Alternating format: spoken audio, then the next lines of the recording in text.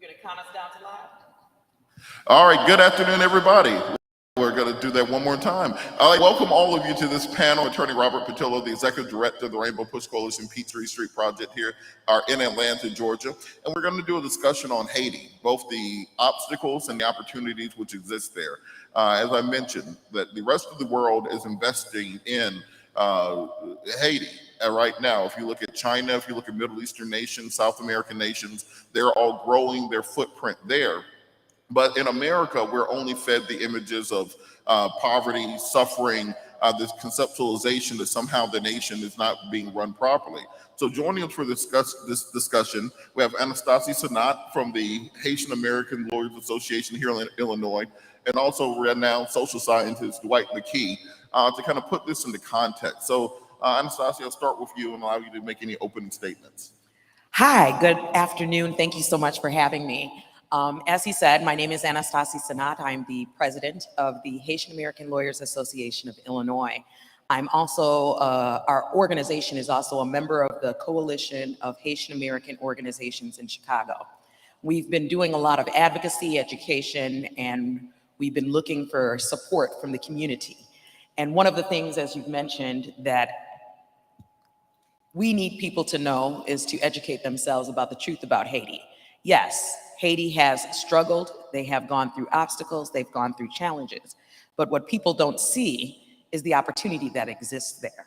A lot of opportunity exists not only for reconstruction and also for resources that are there, but for the economy to uplift itself and for people to govern themselves. And that's what we kind of want people to know about, the opportunity that it has to be self-sustaining without all of the international interference.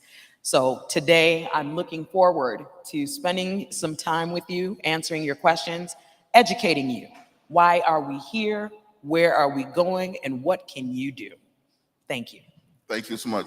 And Dwight McKee, you're a renowned social scientist. Can you kind of put into context the relationship between the African-American civil rights struggle that we had here and also the decolonization struggle that we see in Haiti and in other formerly colonized places around the world? We, for some reason, separate the two, when there's very clearly a connection between the fight that Haiti had against France, that Black people had against Jim Crow and slavery, that the people on the African continent had versus the European nations who scrambled to separate them. Can you kind of put a context around that? Well, it's the same fight. What you understand that slavery in America is a European construct. We tend to see our slavery as different than the slavery of the colonial people because we see ourselves as being enslaved by Americans. But the fact of the matter is slavery in America is a European construct as it is in all of the diaspora. And so there are countries and families who over history, over time, sent their soldiers to colonize these countries, taking all of the wealth, exploiting all of the labor. And it is the same struggle in some situations, the same families. Many of them are the royal families of Europe. Many of them, the Queen of England. His whole wealth comes having it from exploited, not just us, but from having exploited all of the countries from Indonesia to China to Australia with the Aborigines there. The same families over the years, the European families, have exploited all of these countries. Haiti has been one of the best kept secrets because Haiti, as some of you all probably know, was the most prosperous colony. And most of the wealth from France comes from out of Haiti. Haiti was forced to pay France $30–40 billion for the last 150 years, 140 years, because Haiti had to pay France for the right to be free. And so they try to project Haiti as some colony of people who are confused and lost and suffer from voodooism, and that's why they're poor. But the fact of the matter is Haiti is poor because France stole all of the wealth and would not give them the appropriate reparations around that. And so I think one of the things that we need to explore is the real value of Haiti and the opportunities that lie in Haiti if we as Americans get past the stereotypes and understand the broad base of wealth that can be made there and the contribution we can make to it. Absolutely. And Attorney Sanat, can you give kind of because most Americans don't learn much Haitian history in school. Basically, just learn Haiti poor. That's pretty much the totality of your education. Can you kind of give people a thumbnail view of kind of the founding of Haiti and what it means to be the first really free African republic in the Western Hemisphere and the first nation to throw off those colonial strings, and how that inspired an entire century of decolonization thereafter? Yeah, so quickly, if people are unfamiliar with Haiti, it's right off the coast of Florida, right? It's in the Caribbean. And so they were a transshipment point for a number of different resources, banana plantations, sugar plantations. So when people, like you mentioned earlier, we all came on the same transatlantic slave ship, but some of us got dropped off in Haiti, some of us got dropped off in Cuba, Dominican Republic, things like that. So when we talk about the plantation in Massa, we might not have heard the word Massa because they spoke French to us, but it's the same concept. We were being enslaved in order to produce these types of products or to encourage the economy in a colonial nation like France. When we decided that we wanted our independence, little known fact, the Louisiana Purchase, and a lot of people are familiar with it, included Haiti. Initially, the Louisiana Purchase, that entire territory going Arkansas, I think it was like 12 states that included in the Louisiana Purchase included the country of Haiti. But the slaves on that island said, no, no, we won't go. And how did they learn it? Let me tell you how. A bunch of slaves volunteered to help the United States in the American Revolution. In Savannah, Georgia, as you're from Georgia, so you know, Savannah, Georgia, there's a statue or a monument recognizing the contribution of those slaves from Haiti that helped the United States secure their independence from the British United Kingdom. So they took all of that knowledge and training of military maneuvers and things like that, and they decided, which was Jean-Jacques Dessalines, I'm going to use that knowledge in order to get the slaves in my country free. So they united what we call mulattoes, the mixed race or biracial children, right, with the dark skin, which were the, I guess, unracially mixed, right, of our community. And they united together, and what they did is they fought colonial powers. Now, it wasn't just France they fought, because what happened was, even though they gave their time to the United States in order for the United States to do the American Revolution, the United States is an economic powerhouse. So United States decided to team up with France. So the Haitians defeated France, they defeated the United States, then the Spanish, who were next door, decided they wanted to get involved because you can't have these black people tell us what to do. You can't have these black people take over our process of making money. So they defeated the Spanish, right, from Spain. And then, of course, British was mad because we helped the United States. So you got all these powerhouse four that are after this small country of black people that fought. We had Jean-Jacques Dessalines, we had Toussaint Louverture, we had military powerhouses that understood that being black was important, but being free was even more important, which is the day that we just celebrated, right? Freedom Day, right? Here in the United States, even though the Emancipation Proclamation, January 1st, 1863, freed the slaves in the South, not the ones in the North, just the South, on that day, it was slaves in Texas that didn't even know about it until June 19, 1865. So they had 2.5 years before African American, our cousins, I'm just gonna call y'all my cousins, hey cousins. So the cousins didn't even know about their freedom until 2.5 years later. But Haiti had been free since 1804. So we're talking about 61 years while our cousins didn't know that we had Black people free, we were sitting there trying to run our economy. We weren't recognized by France. We weren't recognized by the United States. We weren't recognized by Spain. We weren't recognized by British, but we were going to do our business. And that's how you were mentioned earlier. How is it that we were able to work with the Middle East and other Eastern European countries like Russia, China, those type of Asian countries? Because they knew what was going on. They knew how they can get their mangoes at a cheaper cost, get their bananas at a cheaper cost. So it's all economically related. But in that particular situation, that is the crux of why Haiti is where it is today. It's all about the money. When it comes down to it, cash. There you go. Cash rules everything around me. So in this situation, when you're talking about getting the money and keeping the money and doing what it needs to be done, these Black folks knew what they needed to do. They were running their own thing. They were doing their own thing, but they had a difficult situation in trying to sell their own product. They also had a difficult situation, as you had mentioned. Yes, they paid $150 million flanks, which the New York Times just did an article. I think it with interest. If France and all of those countries were to pay Haiti back, it'd be over $200 billion just to pay them back. Because we were like, you know what? You want to enslave us? Nope, we'll pay you. Forget it. So their ancestors, up until 1947, were paying back so that they wouldn't get enslaved again. That was the contract. The number two, what they did to us, United States is involved, France is involved. Anyone ever heard of Citibank? Okay, so Citibank was the bank that made sure that Haiti paid. And they also took interest. So if a farmer was making $3, Citibank, which wasn't called that back then, Citibank would take $2.53, leaving them with 7 cents, right?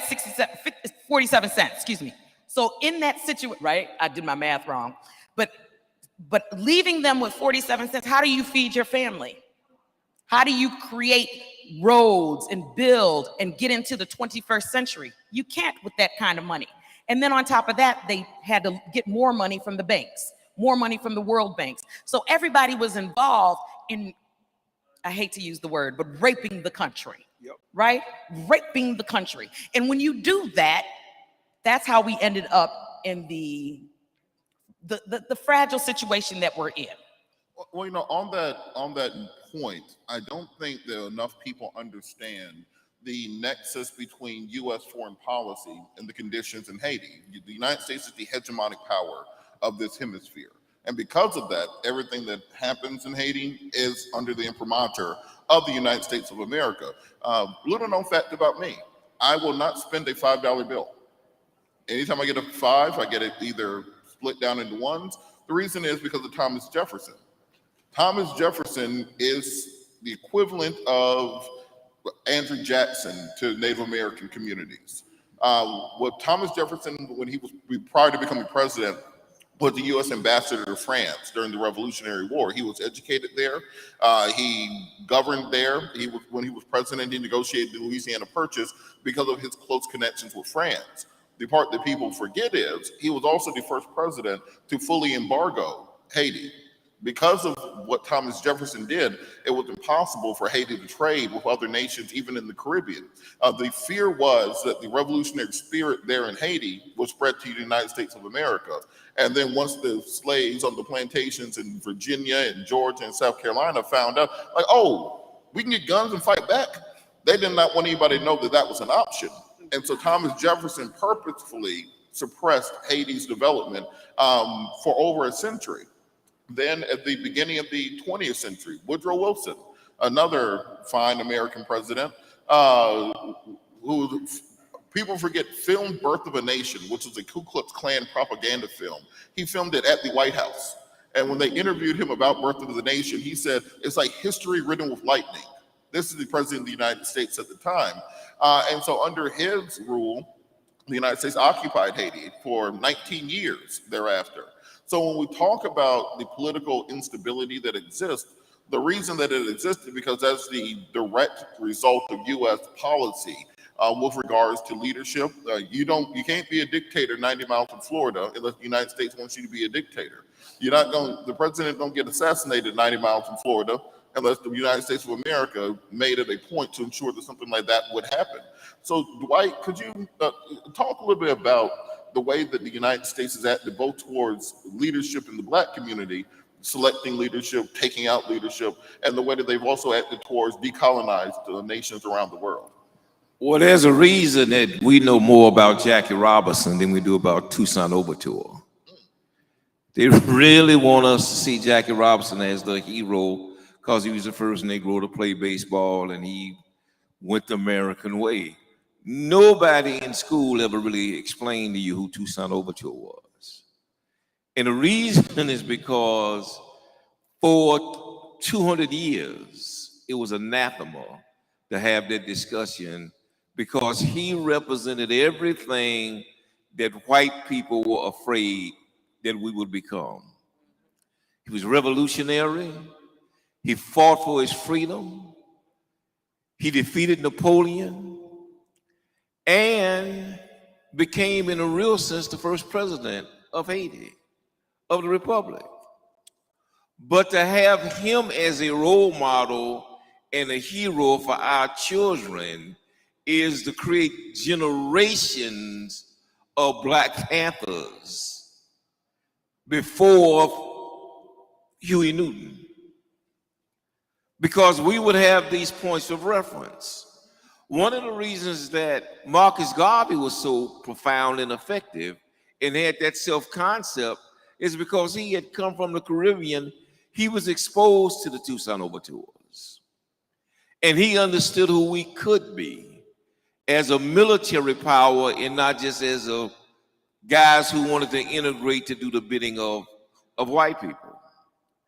And so there is a nexus between, a direct nexus between how we were taught, who taught us, and how we learned what we learned. Those lessons that would bring us value and self-esteem and the courage to resist were those guys who were excluded from our purview in history. I think that once we understand the value of some of these countries like Haiti, that we as Americans would have the same affinity for the Haitians that we have for going back to Africa, for Ghana. You know, we got this romanticism about going back to Africa, but we almost have no romanticism about going to Haiti, which is right across the water. And it's because Haiti has been projected to be this polluted, confused, awful place that has no value. And all you hear about Haiti is voodoo and witchcraft. And so they've put in our heads that this is a place that we have to avoid. It is also no accident that the immigration policy has always disfavored Haitians. They don't want to bring Haitians over here for a couple of reasons. One, they're threatened by the industrial nature of Haitians. Secondly, Haitians bring an arrogance that come out of their colonial experience that these other Caribbean countries don't have, who operated under the Queen. I mean, when you go to Jamaica, you go to those countries that were colonized by the British, by the Queen, they still have this fixation and this affinity for the Queen.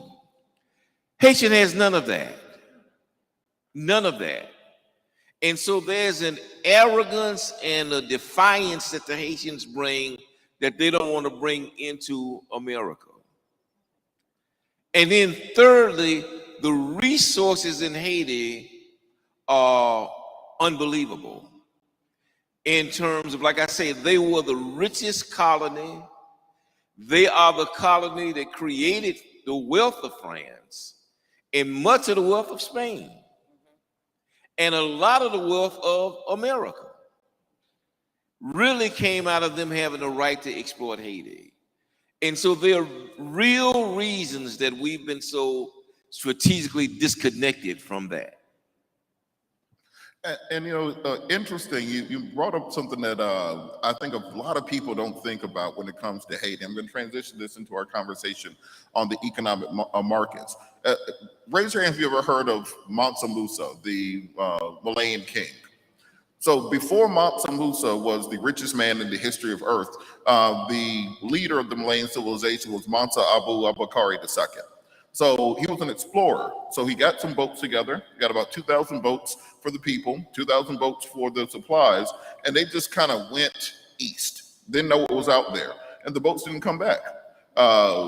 So many people believe that actually made it to the Caribbean and made it to islands like Santo Domingo and to Haiti.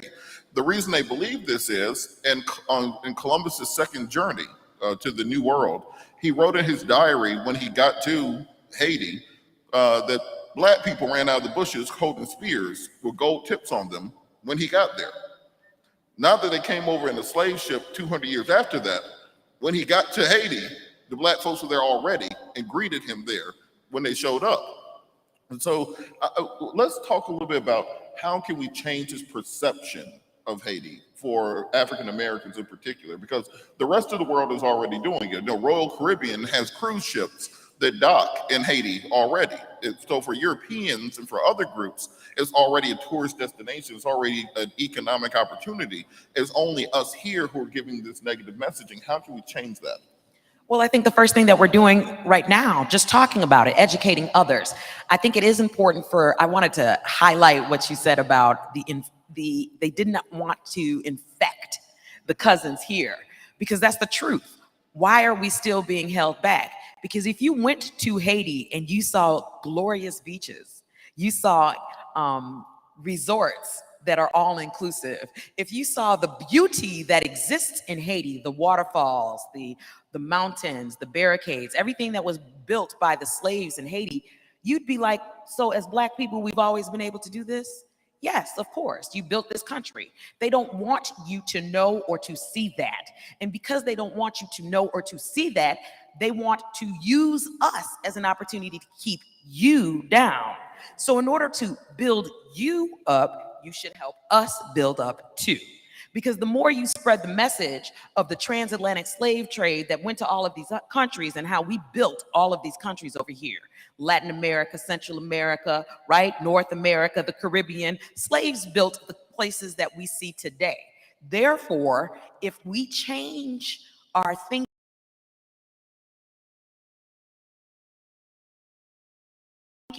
and educating our friend, telling our family, reading the New York Times article, that's a very good start that, because it's shorter, but it's still a lot of reading. But if you think about all of the things that you could learn about Haiti and you start spreading the message, then the next step would be, so step one, educate yourself. Step two, contact your elected official. Because in order for things to change, we have to change US policy. In order for US policy to change on Black immigrants in general, because the problem is, and I wanna touch on this because people may not like this, but they're afraid of Black voting power, okay? That is why Blacks have a different way of entering the country than the European countries. So for example, people have heard of the visa waiver program, correct? So what we share with them is we can go to the United Kingdom and not have to request a visa, right? We can go to France and not request a visa. Same with Portugal and Spain and all of those places. Because there was a treaty, there was a contract that was written up years ago that said, we won't come for you if you don't come for us. However, none of those contracts exist for the 48 countries in Africa, nor for the Caribbean, right? What they do have is a contract with Puerto Rico. Puerto Rico is a modern day colony. Jamaica is a modern day colony. All of those places that are part of the Commonwealth, all of our territories are modern day colonies. So in order for us to change the perception, we also have to elect officials that think like us. So step one, educate yourself. Step two, change our elected officials so that they think like us too. Step three, make it happen. Make it happen, protest, advocate, say what we need, say what we want, immigration reform, put it on the books, say that we want the State Department to give more visas to Black immigrants in general. Like, I fight for Haitians. I'm not going to say I don't fight for Haitians, but our African peoples have been trying to get into this country as well and are having difficulty getting to this country. There are DNA tests that are required for African people when it's not even required for the European nations. Because they think, well, all of them have sex so much because they have sex. We've got to do a DNA test. Because they can have 4 wives because they're Muslim, right? They can have 4 wives, so we don't know if that's really their child. So we have to do a DNA test. But Europeans, no, they believe in the same thing that we believe, in the Christian faith that we believe, and they will only have, which is a lie, of course, because you know they was out there doing stuff, which is how Haiti lost a lot of lives. But what I'm saying is we have to do those things. Speak up, educate ourselves, elect a people that are going to do the work, and then finally tell them what we want, which is to change the laws, to change our policy, to make it easier for Black immigrants across the world to get into the United States. Absolutely. And so, Dwight, it's interesting to me because I was reading a couple of days ago about after the Moors civilized Europe, one of the things that they would do is all the royal families would send their princes and princesses to Cordoba to be educated in from the Muslim scholars. And then they would start traveling throughout the different capitals. So they'll go from London to Berlin to Paris, and they call it the Grand Tour. And that kind of kicked off that tradition of backpacking through Europe. You know, it's kind of a rite of passage for upper middle class kids to go backpacking through Europe. How can we turn that into island hopping through the Caribbean for Black folks? Like, how can we make that the rite of passage that you graduate from high school, we'll give you a backpack, and we just send you off to each of the islands to go spend a couple weeks there to learn about your people, about your their traditions, their civilizations, their language, and then you come back and then start your formal post-secondary education with a more broad view of the way that the world works. You know, I remember the first time I went to Corondú in Panama. I was like, oh, there are a bunch of Black folks here. Really? How long have they been here? Oh, they always been here? Cool. And then I went to Costa Rica, and they had a whole city of where the formerly enslaved escaped and started a Black free city there in Costa Rica. And they actually started speaking Spanish backwards so that the Spanish couldn't actually track them down and know what they were saying. I'm like, that is some cool information to have. But you don't find those things out until you go, how can we create kind of this culture where Black folks are incentivized to backpack through the Caribbean the way that Europeans kind of emphasize backpacking through Europe to learn about their culture? Well, first, we have to change our perception of Haiti and Haitians. We've been so brainwashed to believe that these are some kind of primitive, violent, dishonest people, that we have a double standard when it comes to Haiti. The fact that we will allow them to run and grab the Europeans during the war, the Czechoslovakians, bring all of these Europeans in, set them up in housing, take our tax money and send it to the Ukraine, and send planes over to bring them over and make them our neighbors. And we exalt that, but allow them to come and beat the Haitians with whips and horses when they try to come in the country, and we not make that a political issue. Mean there's a deficiency in our understanding of who these people are and what these people represent. So we have to first change our own perception of Haiti and some of the Caribbean countries. Secondly, we have to really understand the value and the beauty of some of these countries. It is no accident that Disney makes a living putting white people on boats, taking them to all these little countries. They spend billions of dollars to take them to the same countries that they try to defame when it comes to us. And so some of these countries like Belize are the best secrets in the world, or the best kept secrets in the world. And if you go there, you'll be amazed with how the investments that the other countries have made in Belize. For example, our athletes. those who have surplus income. They are much more inclined to invest in American corporations in Chiquita banana than in a banana plantation in Haiti. Let me do it again for you.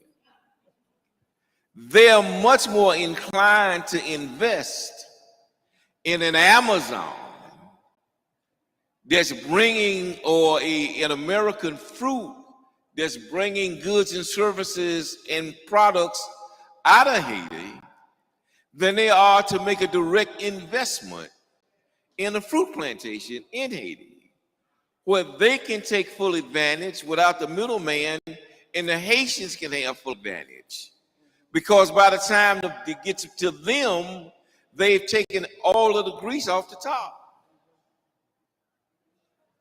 Let me give you another example. Another example is what happened with the Clintons. Is they put $1 billion aside for Haitian development because our perception of Haiti is so primitive. They allowed the Clintons to control all of the money, the Clinton Foundation. And so the Haitians never got the money, and we never protested. And we still exalt Hillary and Bill as some saviors, when the fact of the matter is they really stole $1 billion from Haiti directly, and we didn't protest. Because we bought the myth. So it really starts with our understanding and our commitment to change and to grow. Absolutely. And can you kind of piggyback on that? Because, we love symbolism when it comes to American politics. So, for the first time, we have a Black Haitian woman as the White House press secretary, right. Karine Jean-Pierre. If y'all didn't figure out from the last name, that's the most Haitian name on earth. Then, the Vice President of the United States of America is a Jamaican-American woman, Kamala Harris. But we haven't seen that translate to actual policy, well, as it relates to Haiti. How can we turn that symbolism into actual policy so we won't see, horses and whips on the border, so that we will no longer see the same trade imbalance, international aid being stolen? The one thing that came out of the earthquake in Haiti and all the billions of dollars in aid that came in and the peacekeepers that came to help rebuild the country, a lot of light-skinned children came out of that, because those UN peacekeepers that came to rebuild Haiti actually ended up raping, I think, 250,000 women on the island. And it made no news internationally, it made no news in the United States of America. But that's because of the separation that we have between us and the island. I think going back and kind of piggybacking off of what he says, education, the perception needs to change, and the way that you change the perception is to educate yourself. So when you brought up the earthquake, why is it that when we had this other earthquake, which was actually greater in depth, in charge in the country this past August 2021, why weren't the people in the world willing to help Haiti? Why? Because all of the nonprofit organizations that were notable, and like the American Red Cross, had already raped the country. They got billions of dollars in from the entire international community and built 6 houses. Okay? They built 6 houses. You know what they said? They said, well, I'm gonna go ahead and use the money that I have for my operational expenses.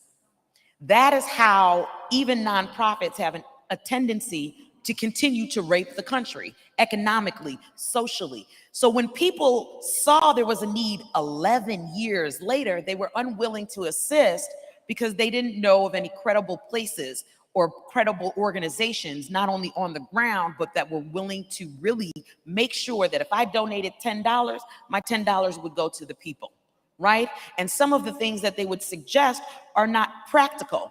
If you have an earthquake, you don't have electricity, right? You don't have clean water, so why would you send rice?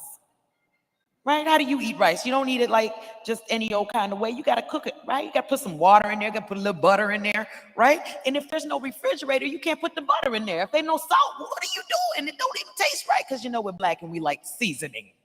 So what I'm saying is when people are thinking about how do we change, you have to think practically.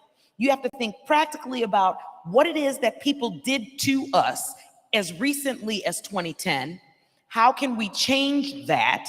And then 3, I think when you mentioned the UN officials, a lot of people don't understand that the UN ends up being a Trojan horse in Haiti. Not only did they rape the women that were in the country, but they also brought cholera. They did not have good sanitary conditions of themselves, so they infected the water that the people were having, and thousands of people died as a result of their uncleanliness, their lack of hygiene, and the lack of the water filtration system that exists in Haiti for the people to make sure that they can stay safe. And we haven't gotten an apology. We have not gotten an apology. They know who brought it. They know who did it. They know which camp it came from because they do all of that tracing. But there's no apology. All of those people that have lost their lives, all of those families that if they were in the United States would have been able to file a wrongful death suit, can't do that in Haiti. So then what do? You have to recognize these things and you have to challenge them to change their behavior. When you change your behavior from the inside, things around you will change. So that is something that I would recommend. Not only changing the perspective, like you said, but also just changing your behavior and your conduct. Stop being a Trojan horse. Stop trying to rape. Make sure that there are international organizations that are actually doing the work that they said they're going to do so that the international community will continue to support. But also, let me go there, reparations. Okay. So just like our African-American cousins here are looking for reparations, we are looking for reparations too, because a lot of the things that have happened here in the United States, like I said, 1804, they had their independence. Y'all didn't know, but we knew. So for 61 years before you got the independence, we had the independence. And y'all weren't being educated about it because they were afraid that you might think like Nat Turner, right? You might be the Nat Turner, which is our Toussaint Louverture, which is our Jean-Jacques Dessalines, and you might win, right? So instead, we had a whole bunch of Steves from Django, right? We had a whole bunch of Steves from Django, and that's what happened. So we need to change our perspective from the inside, build a bridge, a trust, and stop letting the international community interfere with the progress and development of the country. Well, I wanted to move towards closing because I know we have to move towards the next section. But Dwight, I want to kind of touch and piggyback on what she was just saying about internally changing our view of Haiti. Because much like if you take somebody from who's never been to Chicago and you say, hey, do you want to go visit Chicago? The first thing they'll probably say is, they kill people out there, it's dangerous. And if you ask, your friends and family and relatives to say, well, look, let's go on vacation to Haiti this summer. The first thing they're going to say, ain't it dangerous over there? Won't they kill you as soon as you get off the plane? And just as it's not true with Chicago, everybody got their issues. It's similarly not true with Haiti, that you're just going to get immediately murdered and kidnapped the minute you get off the plane. How can we change that view that many people have, which is what will open up that commerce? Because we need to be the ones investing there just like everyone else is. Well, first we got to stop believing that we was the superior slaves. It starts there.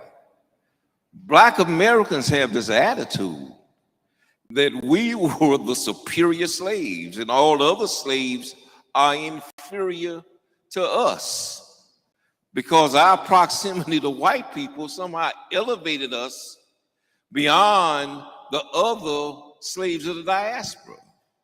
And so we got to get past our own arrogance when it comes to dealing with third world people. That starts there. Secondly, as part of our political agenda, we have to demand reparations. We see reparations as an American phenomenon, and we say, well, white people owe us because our parents worked for free. Haiti didn't just work for free. They had to pay France for their freedom. They had to give France all of the money France felt like that they deserved had they stayed in slavery. How deep is that? You are paying me for your freedom and for the option for me not to re-enslave you. And so one of the major courses of our politics should be the reparations of Haiti, not unlike we was demanding that Biden put money in to save the Ukraine. They had no problems finding 40, 50, 60 billion dollars for the Ukraine. And we helped demand it to be so. And yet we dismiss Haiti as if that's a nonsensical proposition. And I think thirdly is that I think as part of the mindset of those who set up the African tours is that we need to begin to include the Caribbean in the process, Haiti in the process. We need to get past the stereotypes that they fed into us that somehow that if you go to Haiti, you'll come back a zombie. Is that Haiti is the place of the night of the living dead, which is the image that we have of Haiti, that it's somehow inherently dangerous, inherently diabolical. And begin to set tours up so we can see for ourselves the value and the beauty of these countries. Parliament say if you free your mind, you're what? Say what? The rest will follow. They said it a little differently, but the concept is the same. Free your mind and your behind will follow. We need to free our minds.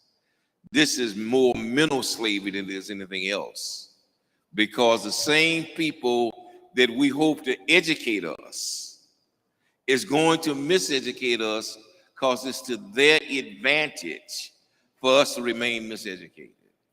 I always say, and I close with this, is that Jesus said the truth will set you free. If folk don't want you to know the truth, it's because they don't want you free. Yeah. And, you know, just to Dwight's point, do any of y'all know where this idea of zombies came from that kind of pervaded Western media when it comes to Haiti? Medicine. The Europeans would come, they say, oh, that guy's dead. The Haitian doctor would say, oh, no, we have medicine. And the guy would be up walking around the next day. And the Europeans would say, oh, they brought him back from the dead. The witch doctor did it. Like, no, they gave him some medicine and he got better. Sorry, our medicine is better than yours. That doesn't mean it's witchcraft. That means the medicine's better. But we took it from Africa. Absolutely. So a lot of people, when they hear about Santeria and they hear about voodoo and they hear about all those medicines, arithmetic, where did that come from? Africa. All of those different types of ways of doing things came from Africa. What they didn't want you to know is that it came from Africa. So even when they look at the race, right, race is a social construct, so it didn't exist until they created it in the 17th century. But Egypt, where is that located? Africa. But what does it say when you come here and you're from Egypt? You're Caucasian. If you're from Libya, you're Caucasian. If you're from Algeria, if you're from any one of those northern African countries, you're Caucasian.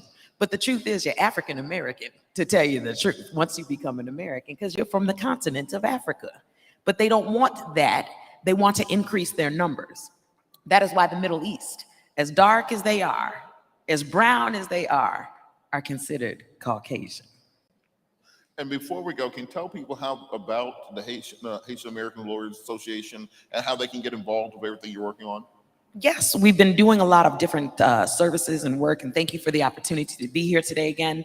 At the Haitian American Lawyers Association, we have a website, so you can feel free to look at some of the things that we're doing and some of the upcoming things that we're going to be doing in the community. One of the most recent events that we held on May 28th was an asylum clinic. You did not need to know about it. I was willing to teach people. We hosted a Zoom training, and we taught people how do you fill out the application and help others fill out the application so that we can get it in before the deadline. There's a 1-year deadline. Now, we didn't spend much time on US immigration law, but basically the difference between a refugee and an asylee is very different in the terms of the refugee got their status outside of the country. The asylee is seeking to become a refugee within the country. And people who are granted humanitarian parole, which is what a lot of the Ukrainians are getting, they have no pathway to citizenship at all. So what we want for the Haitians is we want them to have humanitarian parole so they can work, but we also want them to have a pathway to citizenship by getting them to be seen as asylees, getting them to the definition, the international definition of refugee, just like the Afghanis, right? So in that situation, we can use your help in educating the community. So whenever we have an event, support us. Donate to us. We have Zelle, we have Cash App, we have PayPal. So feel free to go on the website, check us out. And our next event, Jean-Baptiste, Lionel Jean-Baptiste, I was gonna say Judge Lionel Jean-Baptiste, he's actually going to be having a street renamed in his honor because he was able to get reparations for those African-Americans in Evanston. So we'll welcome you to celebrate amongst the Haitian people of the people of Evanston on July 3rd. It starts at 2 p.m. So please feel free to come through there. And if you want more details, like I said, HALAIL for Illinois.org. That's our website. Thank you. Want to thank our guests so much, Dwight McKee and also Anastasia Sanat. Want to thank all of you for joining us today. And I hope, if nothing else, this begins the conversation on opening your minds about what the additional places, the additional people you can meet, the additional markets that exist. The same decolonization struggle that was taking place across the globe is the same struggle we're doing right here. It doesn't matter whether or not the people who were oppressing you were British, French, Spanish, Portuguese, whatever else. The same struggles exist, and we need to apprise ourselves of what everyone else is doing so we can better fight our struggles here. So thank you guys so much. Stick around for the next section. All right. Thank you.